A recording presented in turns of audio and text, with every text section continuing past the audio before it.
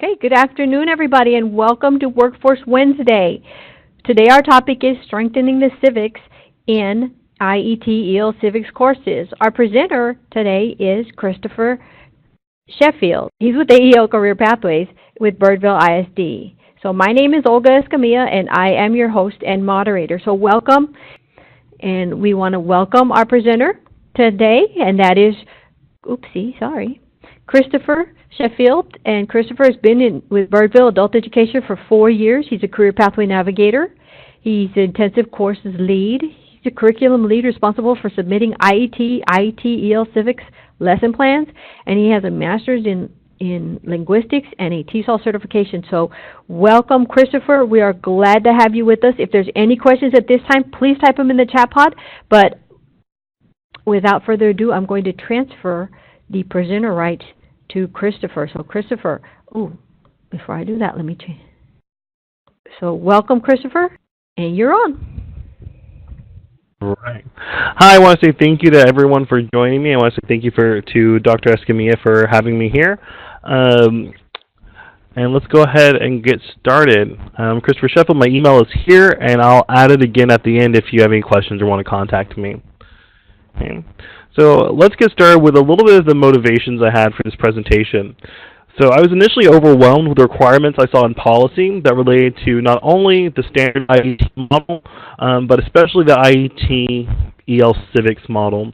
So the English Literacy Civics have lots of components. When I first saw it, I was a little overwhelmed. I didn't really know how to handle it. I didn't know what the policy regarding civics was and what constituted instructions for civics or civics activities. And I didn't know how I could combine relevant and meaningful civics instruction and still maintain the other requirements that are involved. So jumping in to tackle the problem, I first sat down and decided to think about what was the most practical information that students needed and what would fit within the category of civics. So today we're going to talk a little bit about that. But before I get in talking too much, just want to know, and you can just type in the chat pod here, what brought you to this presentation? What do you want to know more about? If you put it there, maybe I can kind of connect some dots that may be missing in the other slides for you and kind of hit what we're doing there. Any general motivations, if there's something really specific you want to know about, go ahead and type into the chat pod. I'll make a note of it and see if it comes up or if we can add it in throughout. Okay, we have an IET for CNA. Yeah, so what are you doing for your IETs? We have a couple and we'll talk about them a little further. Oh, good, good. I think in Texas we're kind of getting the general, the same questions and issues with ITLC classes. I'm looking forward to your presentation. Thank you. So yeah, I think a lot of us are feeling really comfortable with the standard IET model. The ITL Civics has, more components, so we may be a little uncomfortable starting with that right now.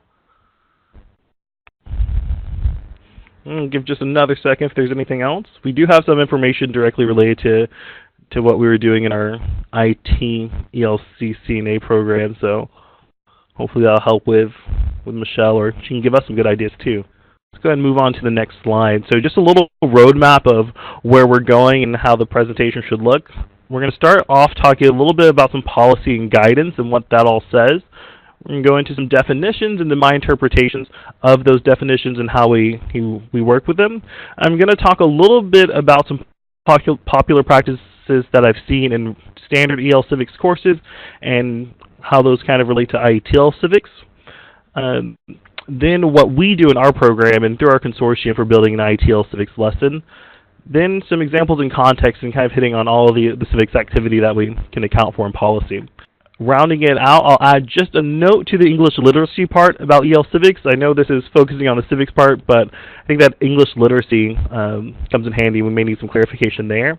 And then finally, we'll close with some general tips that may be helpful to kind of move our programs in a direction that kind of meets policy a little bit better and which may deliver some good stuff for our students. The next question here, how does policy and guidance define civics? So when we look at the AL letters, when we look at the definitions through all of our wonderful resources through Texas, do you know what the policy actually says? What counts as civics? What are civics activities? You answer in the chat pod here. We'll see where we go. Maybe everyone has the answers already for the policy and guidance part. I know I had some some really good ideas when I first started, but it wasn't until I looked at the policy that I thought, okay, this is what it's saying that we can do. This is kind of the outline. Susan Murray put something privately. She said, I am interested in improving civics instruction in my ESL classroom. So be sure that you change in the chat pod, you change the to everyone so we can all see your questions. I don't see anything else coming in, Christopher. Okay, we'll move forward. I'll take that as an open slate to give all the information.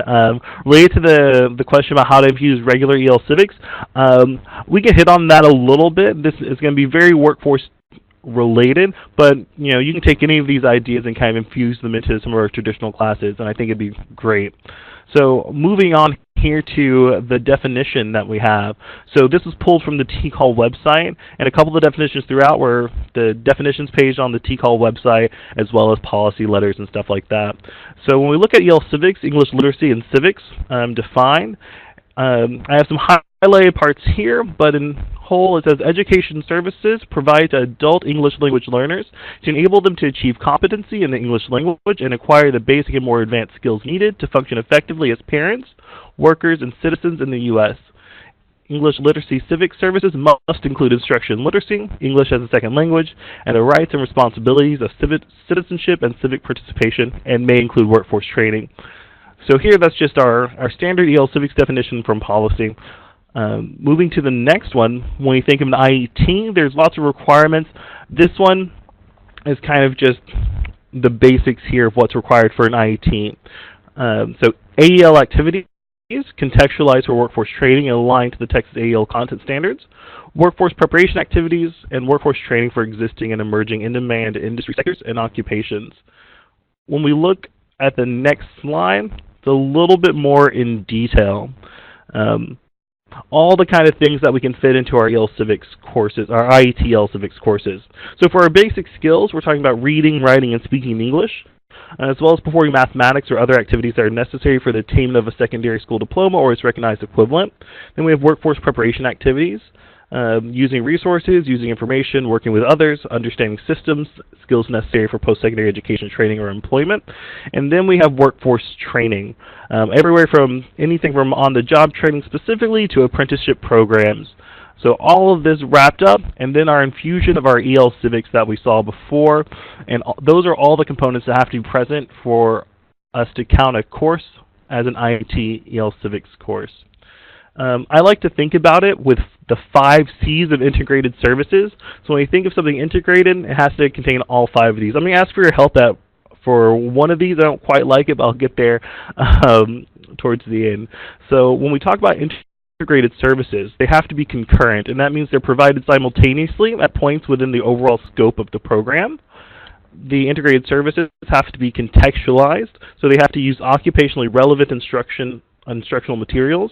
There has to be a common set of learning objectives and competencies across IET components. They should be organized cooperatively, meaning that the training service and the basic skills of AEL portion of the training program kind of cooperate and work together for the same function. And my last one here, I say that integrated service have to be challenging or of a sufficient intensity and quality, right? So when a student comes into the class, we admit them at a basic skills level, and towards the end, the training program with the support class has been of sufficient rigor that they'll be able to show some gains and they'll be able to pass whatever credential exam there is at the end. I will take suggestions for that last word, challenging. I have all these nice CO words, concurrent, contextualized, common, cooperative. Then I have a CH word. So if anyone has some suggestions of what I can change out challenging for, I'll take those. You know what? This is important. I'll wait just a second for the chat pod if you can think of another nice CO word that fits there. All right, if one comes to you, feel free to send it to me in an email. I would love them all to kind of fit that same pattern. Please recommend a code word. Thank you. We can kind of think about that in the back burner as we move on through the presentation. I had a couple, but I stuck with challenging for this one. So I have 2 questions coming up here. This first one, talking about the policies and the IET that we went over in the previous slides, what would just a nice, concise list of EL Civics activities look like? What would be on that list that just says, these are the EL Civics activities that are allowable and predefined in policy. I have one. I want to see if you have an idea of just a quick summary of a couple of activities that count as civics. Christopher, we have a CO word, and it was sent to me privately, so please remember to send in the chat pod to everyone. I'm going to send it to you. What do you think of this? Oh, I like that. Everybody cohesive from Preston Wen. So thank you, Preston. Yeah, we're going to consider that. I'll look at that. I'd like that. Now we could have a nice 5 CO words altogether. Thank you, Preston, so much. Be sure to change your chat pod to everyone, please. Yeah, and keep giving them. That list of the 5 was something I worked on. I pondered it for a little bit. And I'll share with you, I have a lesson plan template that we'll show a little bit later, and that has the concise list for us of what we use when we think about civics activities. Next up, we have another question for you. Feel free to answer any of the 2 that we've given in the chat pod, and we'll integrate those as we move forward. So in terms of the EL Civics guidelines, have you had trouble satisfying those guidelines? Or what are you currently doing to meet EL Civics guidance? I know that we have a CNA IT EL Civics, I think. And I see contextualized there for our CO words. Good, I like that one. What are the IT EL Civics that you guys have running, that y'all have running? What are you doing? Have you found it difficult to infuse that civics portion into the IT? Have you been doing some traditional stuff that you see in your regular EL Civics courses and adding that to the IETs? On the next slide, we'll talk a little bit about some popular practices that I've seen and heard of or that have been suggested while we've been lesson planning and developing our courses. Had a hard time finding for CNA from Michelle. We have a workforce preparation class in addition to our vocational training course. Okay, good. That was from Anna Elizabeth. Yeah, I think I have a couple good ideas for the CNA ones. I think splitting them around would be good. Kelly says business entrepreneur class, since most of our students own their own businesses. That's really good. We haven't started our entrepreneurship IT yet, but I'm really excited when we get that up and running for our EL Civic students to kind of have that. I think they'd be interested. It'd be great. So Kelly, if there are any examples you want to throw out what you're doing as we move forward, feel free to add those in there, and I'll take them back to our consortium to infuse them to what we're doing as we develop it. Okay, let's go ahead and move on. I want to look at some popular practices that I've seen for civics. Some of these are traditional practices that I've seen in our standard civic courses, and I've seen people suggest some of these for IET civics. And kind of go through them and talk a little bit about why they may or may not work. So some very common practices: reviewing the 100 civics questions for the citizenship test, discussing holidays and their significance, learning all the presidents, memorizing the preamble to the Constitution, answering questions from the N400. So, in the hands of a good teacher, these may be relevant and meaningful activities in a standard EL Civics course, but it may be more difficult to integrate them into an ITLC. And the reason for that is just because thinking about our 5 C's, it may be difficult to find a way to set a common set of learning objectives when we're focusing on these kinds of activities for our civics. So, for an example, if we're teaching the branches of government, that may be a good way to talk about the structures of laboratory personnel and departments, kind of show the parallels and similarities to that. But if we're spending a lot of time talking about government branches, we're not spending a lot of time on our workforce training and training components. So it kind of misses that set for common set of learning objectives. Like I said, these may be really good activities for our standard IET, for our standard EL Civics classes. May be a little difficult to use these kind of activities in our IET Civics courses and make it all kind of coherent and reasonable for a lesson. So as we move on to the next one, I want to talk about practices for building an IETL Civics lesson and kind of what we do. So just in terms of how we get started before we even hit the lesson, we have lots of meetings with training providers before we open the class. So the training provider and the lead organization, in this case, Birdville, for these that we're going to talk about, I like to meet with the training provider at least 3 times over the course of a couple of months to try to put it together, and ongoing meetings as we're developing curriculum and lessons so that we know that we're heading in the right direction. Before we open the class, we like to have a schedule that's developed with us and the training provider. We develop the curriculum lesson plans, pass that through the training provider as well, make sure that everything looks reasonable, that we're hitting on things that need to be reinforced. The syllabus and survey that are developed that are submitted to TWC, we try to pass those along, make sure that everything makes sense for our courses. So here we're under the Workforce Solutions of Tarrant County. So we submit all of this to our grant recipient first, and then they kind of make the final decision, and we make some changes through there if there's anything that they think is missing. We also make lots of notes with the training provider before to see what are the basic skills that you think these students will need extra help on. So we really depend a lot on just the development phase on the training provider to make sure that we're going to provide what the students need. Okay. Next, I'm showing you our lesson plan template for ITLCs. So you may have seen this before if you were in the work preparation webinar. This is a little different. So I have my 3 columns for our standard IT requirements, basic skills or adult education and literacy activities, workforce preparation, workforce training, and the addition of this 4th column here, which goes over our civics activities. So this is my nice concise list of what constitute civics activities. So rights, responsibility, participation, effective parenting, effective worker, and effective citizen. So when I'm thinking of activities and developing a lesson, I like to have these checkboxes here. The checklist format kind of allows the developer and the reviewer who's reviewing the lesson plan to ensure that all the components have been included, and it allows us to make sure that the materials that's included in the lesson can be checked for rigor to make sure that we're meeting the standards. I'll talk about this a little bit more, but in every lesson we don't have to check all of these boxes. Oh, thank you, Michelle. She said she likes this template, and we can make it available in the PD portal. So we have one version here for our standard IET. This is for IETL Civics, but I'll make a note to make sure we can post that. Yeah, you don't have to hit all of these throughout in every lesson, but once you have the lessons prepared, if you've designed a full curriculum for the entire course, there should be a really good reason why you haven't hit on something particular. If you've gone through the entire curriculum and you have them prepared for the whole course and you don't have anything that checks the box for participation, you maybe want to evaluate and see, can I infuse a participation activity into this, and would it be useful for the student and the learning objectives? Okay. Like I said, we can make this available in the PD portal, and hopefully it can help. It's what we use when we're getting started, and I think with all the requirements, it helps us think through designing a lesson that makes sense. Okay.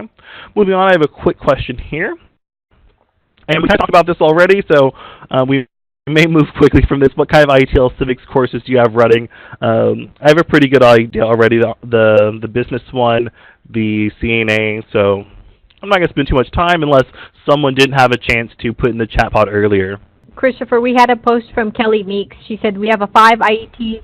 They take over an 8-week period: workplace communication, business plan writing, customer service manager leadership, and QuickBooks.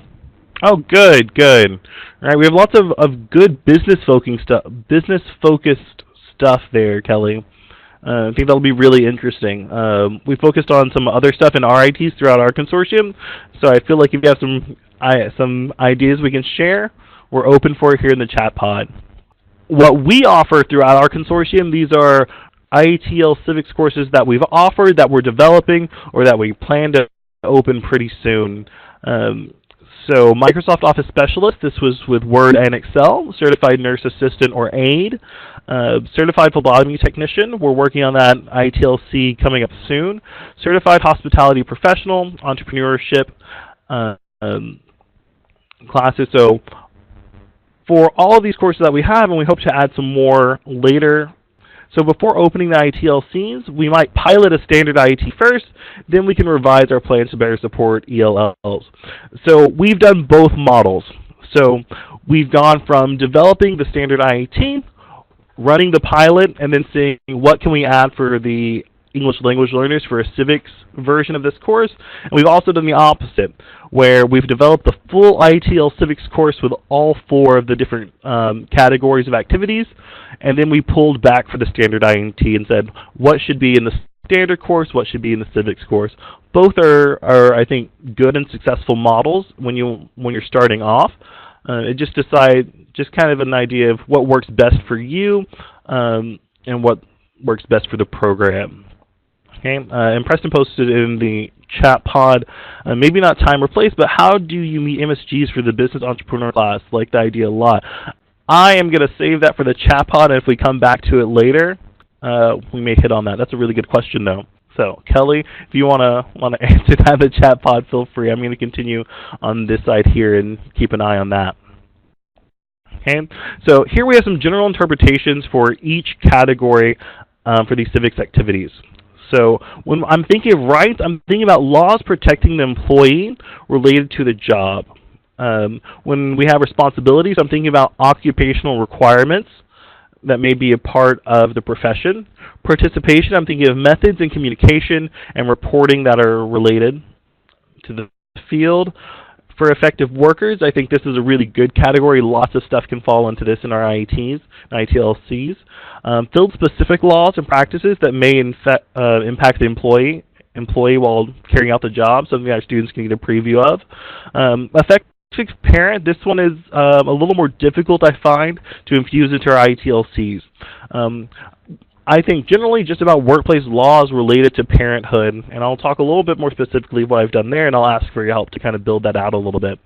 When I see effective citizen, I think of giving agency to understanding systems, really giving our students a way to be involved in the civic sphere of things. We always have this nice box for other here, and I think relevant cultural knowledge fits in there really nicely. So I'm going to go off and go ahead and start here. For the next couple slides, we're going to talk about each one of these specifically and kind of fill them out with some examples.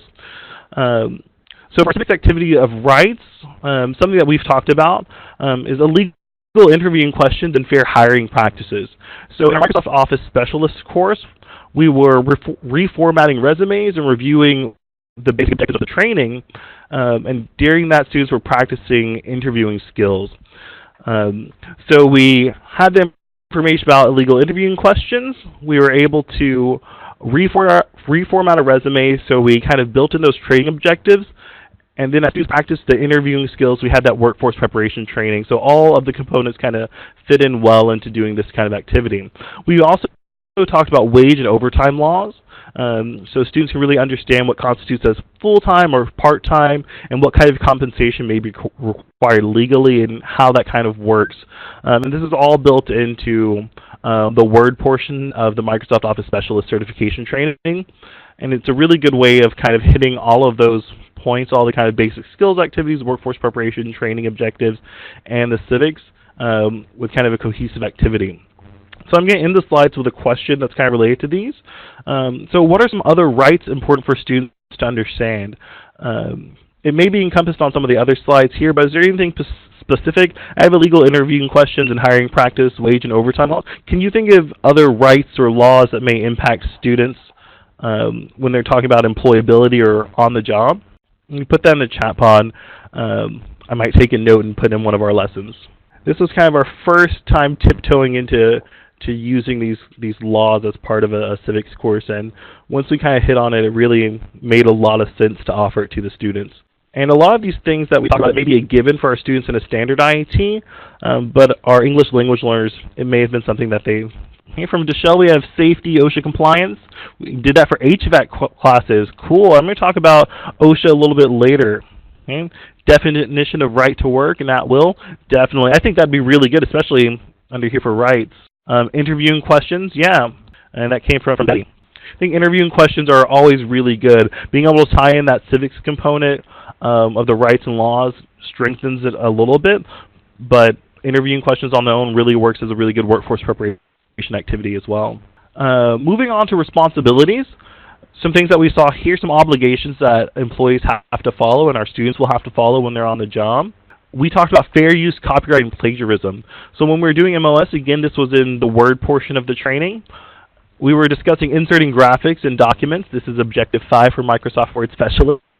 So students created an infographic using the training curriculum. In the infographic, they were talking about fair use, copyright, and plagiarism, so hitting that civics component.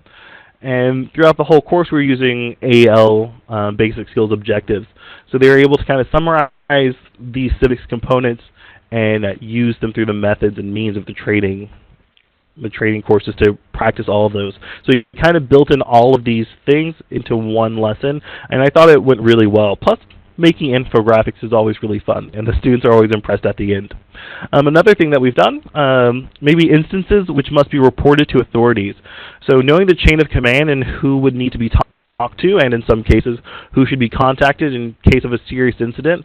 So I think about whistleblower clauses here, obligations and responsibilities that students have to report things. If there's a specific job where something common may occur, students may need to be aware of that before, and we can kind of build that into our IETLC courses to make sure that students are aware of that responsibility even before they enter the workforce. Can you think of some other responsibilities our students might have as employees in a given field? Anything specific might be good. I thought copyright and plagiarism was really important to learning Microsoft skills, understanding what constitutes as those. What are some other kind of responsibilities that students might have in other fields? And Vachelle said, how about benefits? Yeah, definitely. I think students learning about benefits is really important. And oftentimes students may assume that benefits are similar to their countries of origin, and that's not always the case. I think that was during the rights discussion. Email etiquette. Cool, definitely. I think that falls under responsibilities pretty heavily, right? So what's appropriate, and making sure that our students are aware of that before they actually enter the workforce. What constitutes sexual harassment? Definitely. Yeah, and when I think of responsibility, I think of something like a see something, say something kind of policy, and I think sexual harassment may fall under that. Knowing not only having the right to report it, but knowing that we have the responsibility to do that as well. All right, I'm going to go ahead and move on to the next one, participation. When I think of participation and how I can build this into an ITLC lesson, I think of reporting systems, governmental, private, or in an organization. So ways that students can respond to these and kind of participate in them. So reporting suspected scams to the Better Business Bureau while creating a spreadsheet of job opportunities. This was one activity we were doing in the Excel portion of MLS. They were researching job opportunities, and of course, given the kind of employment aggregators that they have now, some looked a little fishy, so we took that opportunity to say, okay, well, if you see a job that kind of looks like a scam, what can we do about that? Related, filing a charge with the Equal Employment Opportunity Commission or the Fair Employment Practices Agency, knowing where you can go or where students can go if they do want to report something. This last bullet here, I say professional communities are relevant to the job. I really like this one. This idea kind of came from some collaboration with some colleagues. So networking is really important. I think as a part of civics, students may need to know before they enter the field, are there some professional communities that they should be part of? Are there organizations that they need to be active in? Is there, are paying dues to an organization going to help their resume or strengthen it to say that they're part of the professional learning community or the professional community in whatever field they're going to be in? And I end this slide with another question as well. How might students otherwise participate or show participation in other fields or show participation relevant to their jobs? I know for us in adult education, we have lots of different organizations about adult education, or in my case, linguistics, and lots of other people's from backgrounds. Keeping active in those organizations is a good way to not only network, but to stay up to date on innovations in the field.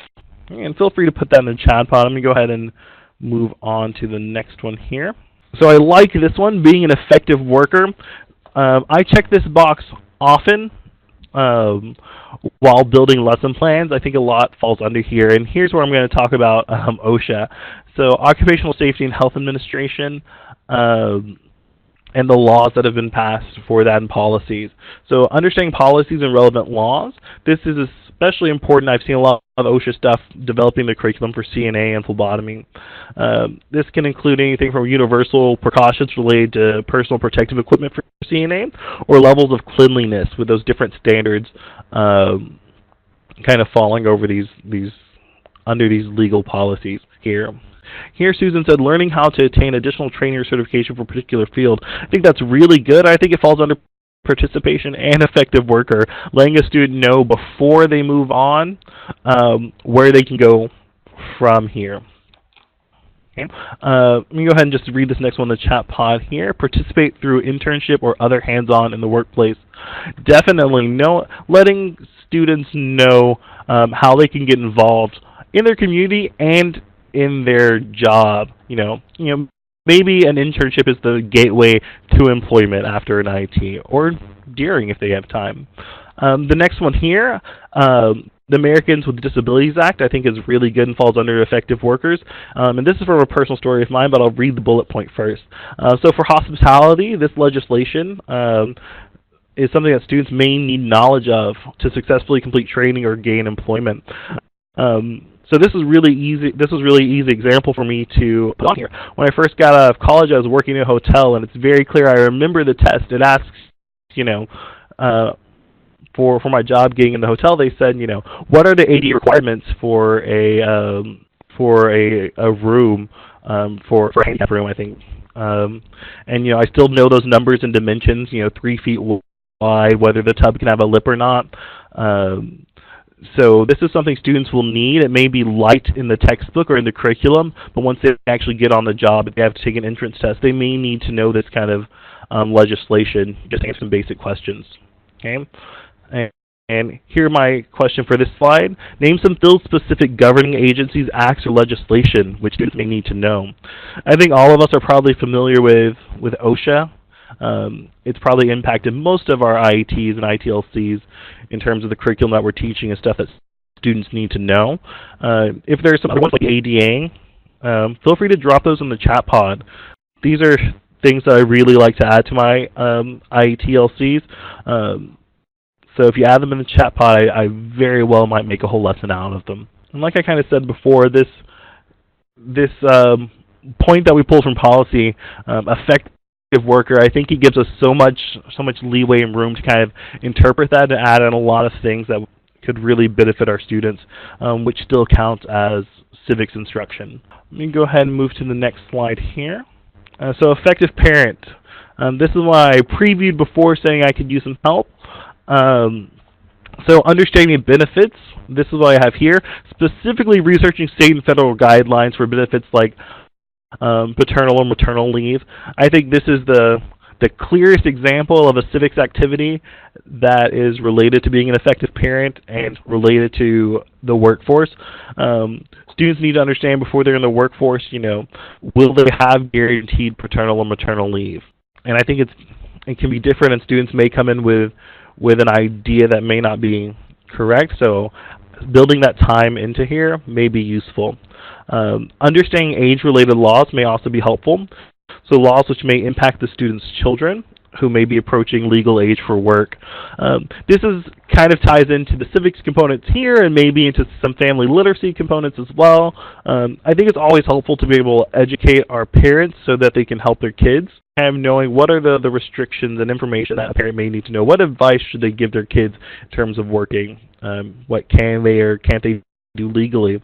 And I think that builds it nicely here. And I also think understanding community engagement. So things like volunteer opportunities, which may extend to job opportunities, or generally engaging with community agencies. And one thing I thought of here, a lot of my students in all of my classes, they talk about their wanting to be involved more in their kids' schools. For students going through IET, letting them know about volunteer opportunities in schools and how that might work, or other agencies around the city, to kind of support the needs of their children while also supporting their own needs. Okay. And my question on here, and I would love great ideas for this. So, what are some other ways parenthood or being an effective parent may tie into civics and the workplace? I'm hoping for lots of really good stuff that I can tie into my lessons. One of the best parts of giving these webinars is getting feedback and better ideas.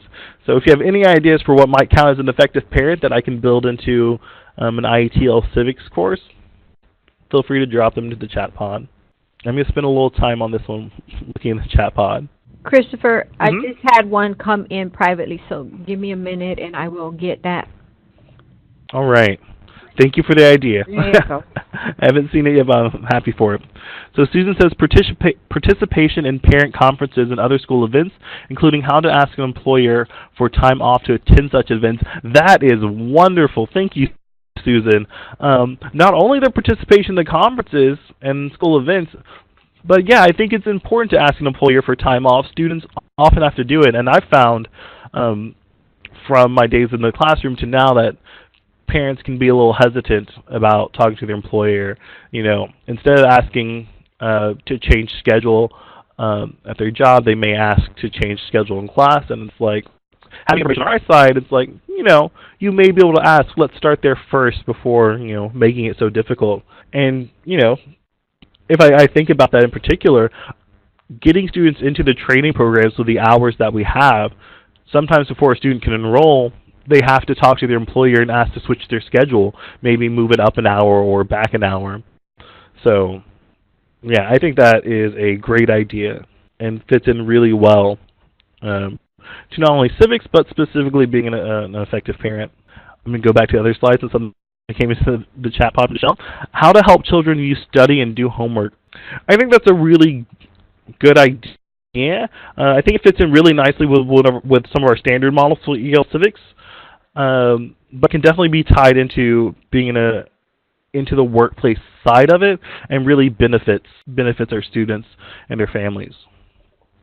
Okay, moving on to the next one. So, being an effective citizen, understanding government functions and how the student may interact with them. I like to think of this one as giving students the agency to interact with the government. So learning the difference between state and federal laws and how a student may engage in the system to enact change, and understanding policies related to work authorization, knowing whether or not they're authorized to work and what their status allows them to do legally. I think the second one may be really helpful in entrepreneurship programs. For us, when we enroll someone into a training program, our first step is asking whether or not they're authorized to work, and sometimes they'll give me a number that I haven't seen before. I have to research those kind of visa types, and students may also be unclear of exactly what rights and responsibilities they have with a specific visa or their citizenship status. For the first one, I think that's a good idea as well, learning the difference between state and federal laws. A combination of both of these, I often have to explain to students, especially for the ITLC courses,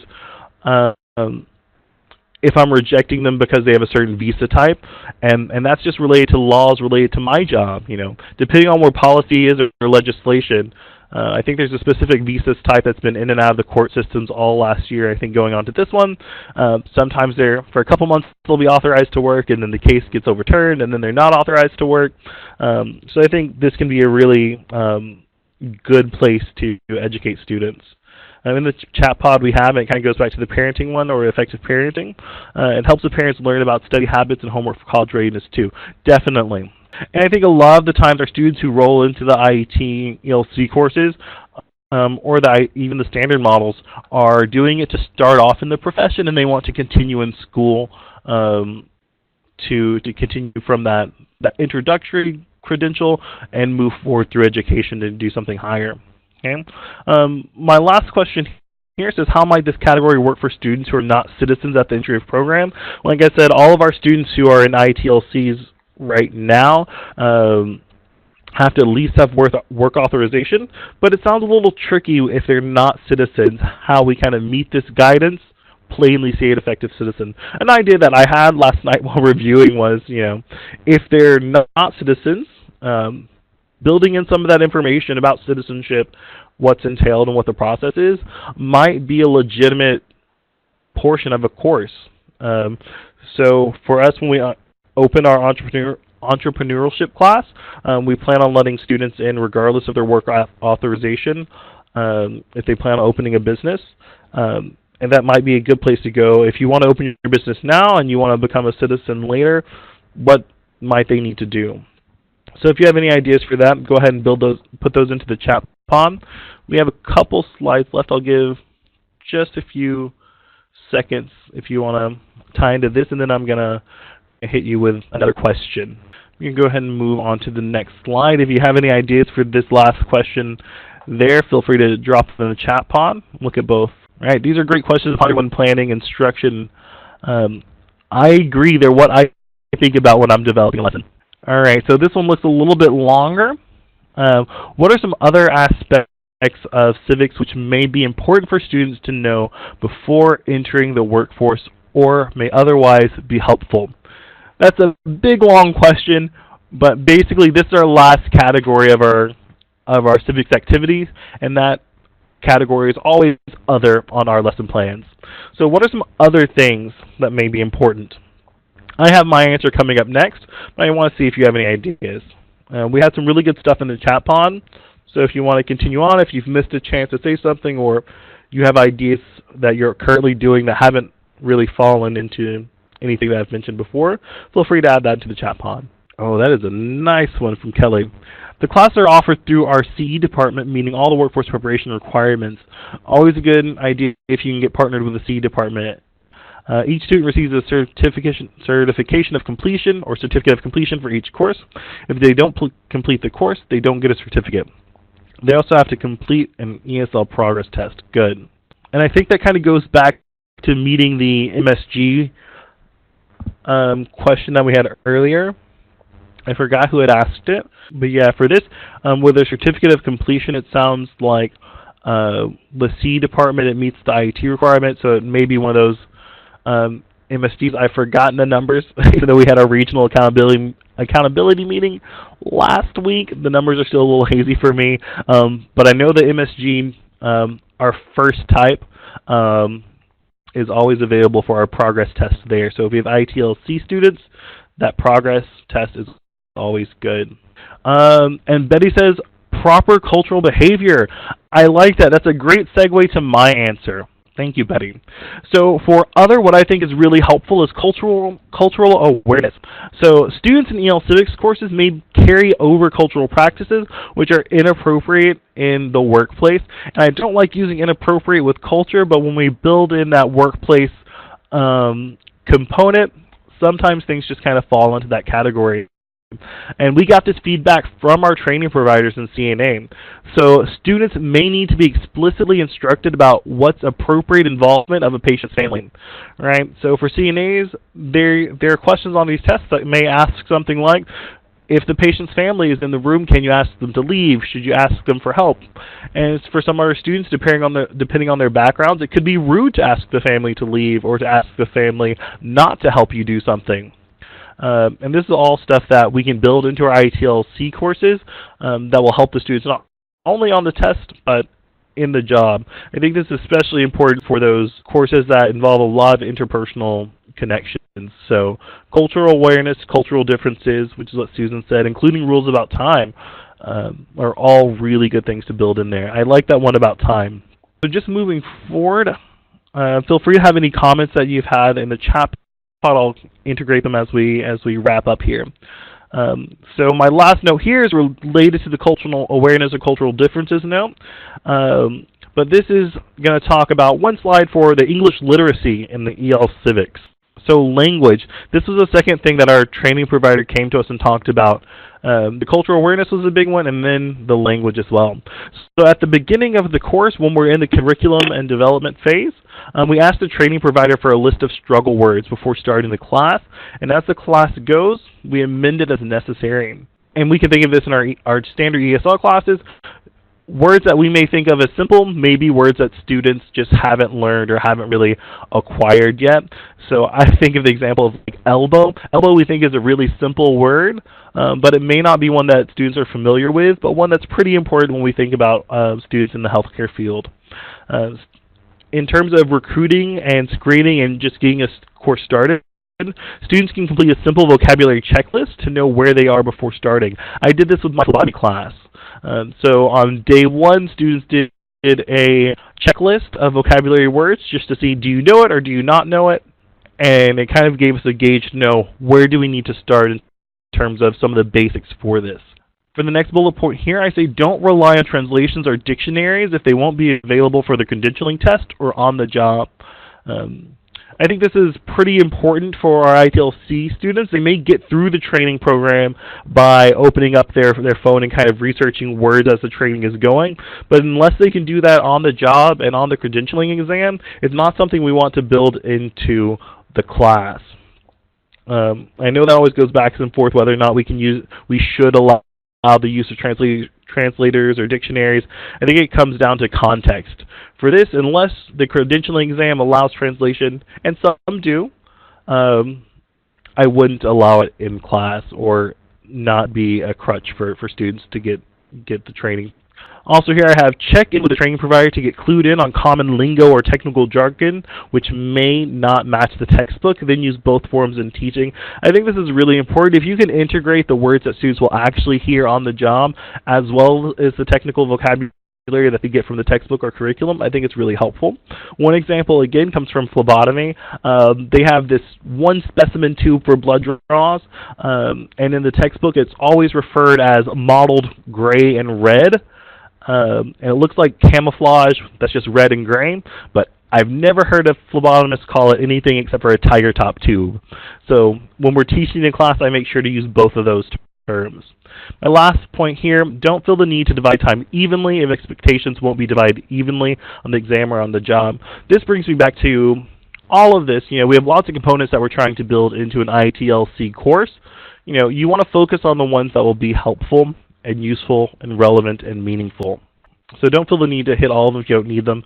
Makes me think of the effective parent one. If you don't have any parents in your class, may not be something you want to focus on too much in your lessons. I'm going to move straight on now to the general tips that I have for ITL Civics, just to get you started or thinking about developing curriculum. Think of EL Civics as an opportunity to infuse the class with more information which may be necessary for attaining the credential.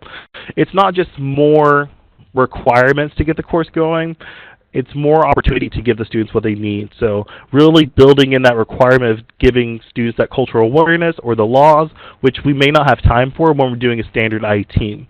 Ask the training provider about relevant laws, agencies, or legislation which have a stake in the field. When we're reading the curriculum or reading the textbook, we may not find those laws and agencies that a training provider knows off the top of their head. Those agencies that make a decision that affects you directly or immediately. So go to the training provider and ask for that. Try to align civics activities and workplace preparation activities, basic skills activities, and training curriculum to make the content as meaningful as possible, right? So there are a lot of components, but try to put in the work for it to make sense. I think that's really important so students will learn a little bit more. And we're wrapping up here pretty soon. And the last bullet point I'm going to leave here is ask for more time to deliver the content if necessary. There are lots of components, so you may need to negotiate with your training provider to be able to get that time that you need. Okay, I have some resources here if you want to come back and look at them later. Wrapping up, I just want to say thank you to everyone for being here. I hope you've gotten some relevant information. I know I did from the chat on. If I missed some of your comments, I apologize for that. I know Kelly and Susan had some really good ones here at the end. Kelly talked about using the USCIS area offices for open houses. I think that's good, especially for a standard civics course. Infusing some of that civics information there. Then Michelle asked who was your training provider for CNA/health. For us, that's Stone Academy in Fort Worth. Christopher, can you go back to the slide with that link for the resources link? Oh, that link. Oh, I'm sorry. Yeah, so it's just TCAL. There's so much stuff on the website. not just these awesome webinars. Thank you for that shameless plug on TCAL and and the TCAL website. I mean, there is so much information on the TCAL website that is so helpful, and I appreciate you, Christopher, mentioning that. And we want to thank. It's almost time for the webinar to be over, but if you have any questions, please do put them in the chat pod. And Christopher, thank you so much for sharing and getting us thinking about the Civics in EL Civics. So thank you so much, Christopher, and thank you all for attending, because without your participation, we would not be able to continue these wonderful webinars for sharing. And if you have any ideas for future webinars, please do send them to me, and I could get that content or someone to present on the content. So we really appreciate your attending and being willing to share, because this is how we get information and get ideas, by sharing through these venues. So thank you, Christopher, and thank you all. Christopher, do you have any? No, I just want to say thank you to everyone. Thank you, Dr. Escamilla, and thank you everyone for giving the good ideas and the good feedback, and thank you for letting me share. I'm going to go to my slide again that has my email address on it. If you spell my first name right, I promise you'll find me. Again, the TCAL website here for resources, and then these policy letters here. That's my first route that I go to. I want to know what the policy says, what are the definitions, and then I work forward from there. We saw the lesson plan template earlier. We'll get that in the PD portal so it's accessible to everyone. And I'm just going to move on to the last slide. Well, I'll go to thank you again. I see thank yous in the chat pod, so thank you for being here. Here's my thank you slide.